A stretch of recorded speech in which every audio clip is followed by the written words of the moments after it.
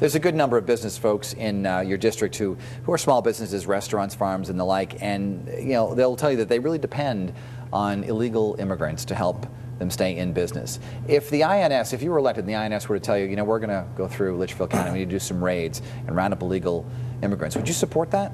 Well, first of all, I've been endorsed by the National Federation of Independent Businesses, the U.S. Chamber of Commerce, the National Restaurant Association, all the groups that you just mentioned, small business owners, they've all endorsed me. I think the best way to deal with this issue is the guest worker program. I don't believe in amnesty.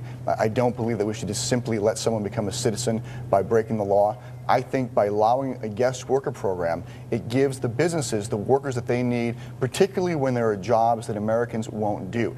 That's the best way to deal with that issue. Congressman, would you support an INS roundup, a raid? Well, I think that we have to enforce the laws that are on the books today, but not just against the people who are here, but against the employers as well. This is a critical issue for employers. I met a contractor in Bethlehem who said, listen, I don't hire illegal immigrants, but I'm going to be forced to because my competitors do. This is a real issue out there. I am skeptical of a guest worker program because I believe that that's just an invitation for this problem to happen again by allowing people here on a temporary status. They may violate that status and create a whole new crisis with a whole new round of undocumented workers. I do think we have to recognize that we have a labor need in this country and increase the quotas in our existing immigration system to fill that labor need. I'm sorry, I can't believe I'm hearing this. The congressman said the saddest day in his career was when the amnesty bill for illegal aliens failed a couple of years ago. And this is where we starkly disagree. I absolutely do not believe in amnesty, and I don't understand how the congressman can say that the better way is amnesty versus a guest worker program, or just allowing more people to come here legally. The way, back in 1986, Ronald Reagan, one of my political heroes, passed an amnesty bill and allowed 1.2 million illegal aliens in the country to become citizens. And then we saw a mass immigration for people who were here illegally, 12 to 20 million people.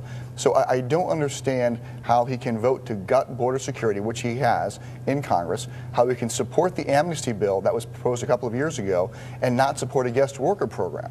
It makes no sense to me. Well, let me just put the facts out there. This Congress has put 5,000 new border agents.